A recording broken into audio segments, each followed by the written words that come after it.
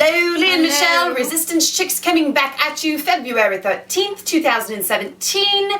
I found Nigel Farage. He was on Fox and Friends today, and he was discussing Donald Trump's immigration policy. You might have known that the immigration policy was slammed by the Ninth Circuit.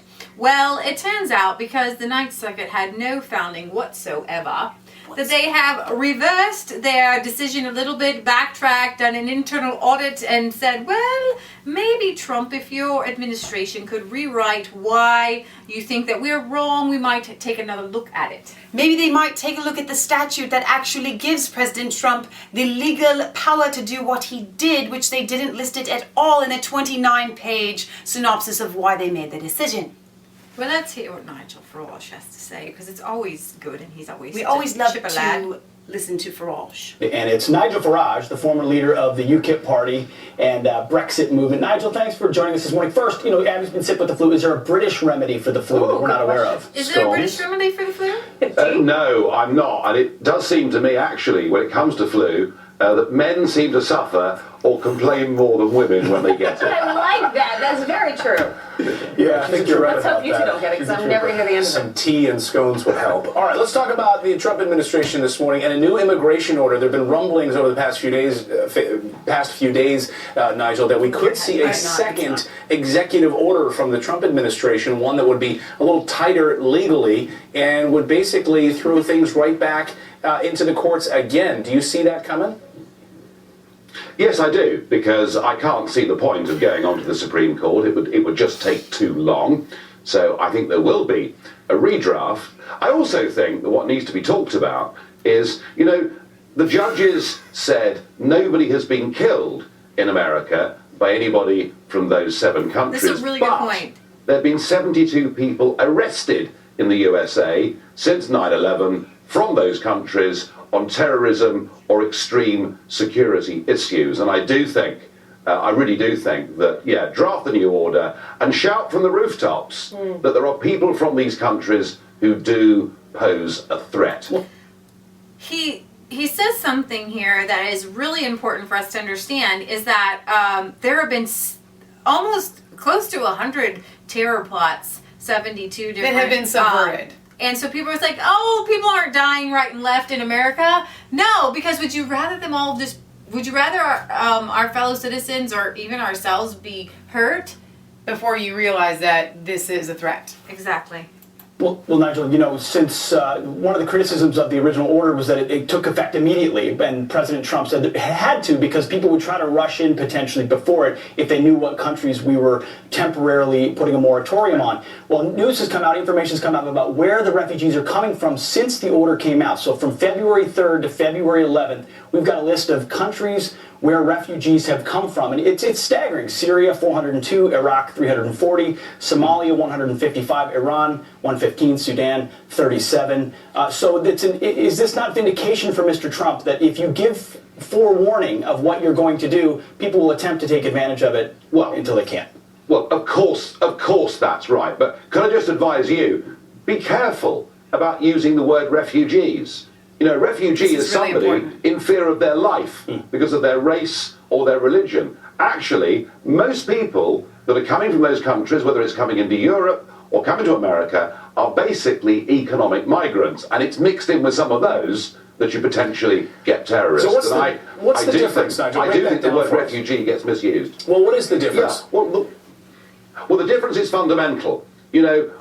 A refugee is someone like a Jewish person in Germany or Austria. A refugee is someone like an Indian who was living in Idi Amin's Uganda. They're people who, because of who they are, because of their religion, are being persecuted. And I could perhaps cite Christians in Syria or Iraq today. Just because somebody comes from a country that's got difficulties does not make them a refugee. And even the European Commission, after the millions of people that have come into Europe, even the European Commission, who encourage that, even they admit that at least 60% of those that have come to Europe are economic migrants. Very good point. Very good point. I don't think people quite understand that the refugee issues aren't refugee issues. And here's the point where when Donald Trump issued this order, it said that it will be taken on a case-by-case basis, and those that really need religious, kind of asylum here and really are refugees, I'm pretty sure that those people are going to be let in. It's just going to take a little bit more time to vet those people. But if you are an economic migrant just coming over because it's really bad over there, but you're not being persecuted for your life, I'm sorry guys, we don't just open up our borders just to people that are poor or in a place that it's people that whose lives are at stake. The refugee status is basically like there was in Germany right now. There are several Christian homeschooler families who've had their kids taken away. Exactly. Because they're not allowed to Germany, homeschool. it's not legal to just teach your own kids, which is retarded. And so those would be refugees that we should let into our country. Putting that out right now, they need to be let into our country. Because they aren't allowed to exercise their religious beliefs within their country. Right. Exactly. Well, and news this morning, too, that Angela Merkel of Germany, the chancellor, is now offering to basically pay migrants to leave Germany. Money to leave. Yeah. And that's been interesting because you remember, she originally said the borders were open, anyone is welcome here. Just a few months after that, then she said terrorism and ISIS is the biggest threat that Germany faces. And now, as you mentioned, she's saying, well, we will pay migrants to leave the country. A lot of money going around here. It's very simple, isn't it? There's an election coming up in September.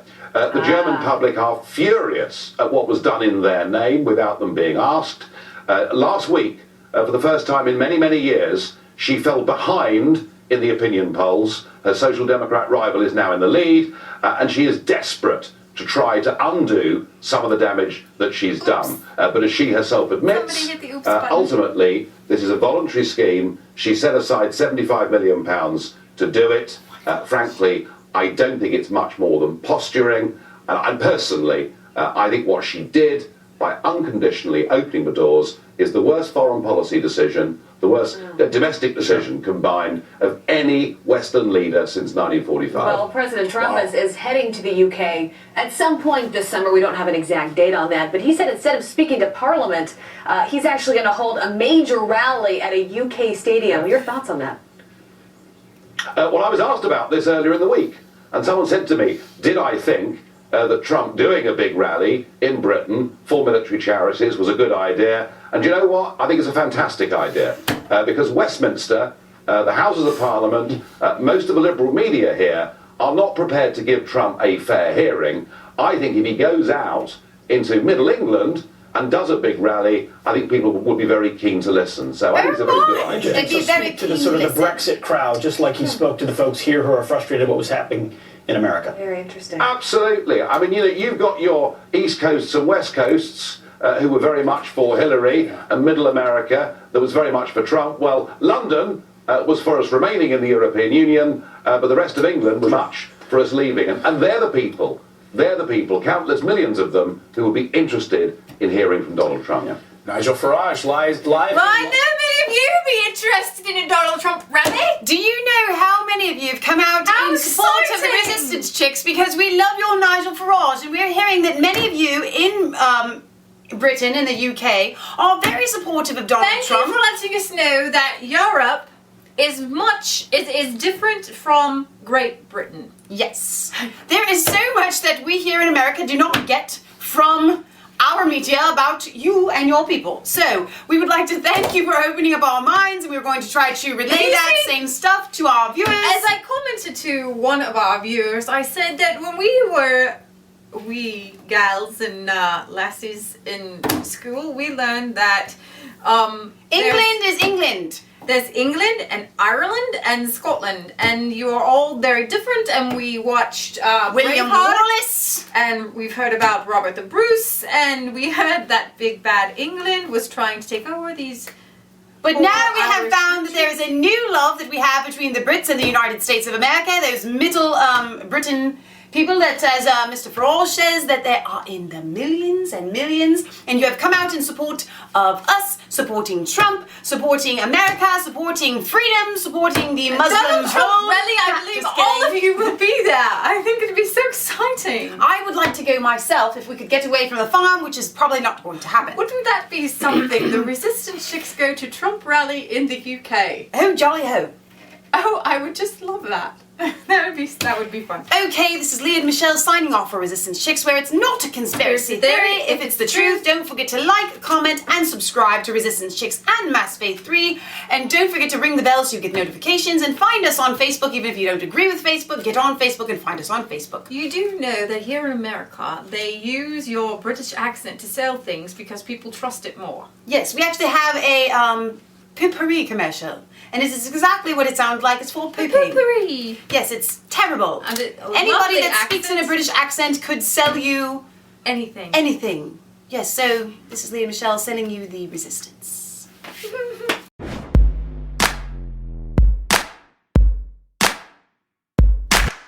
I was cold, all alone.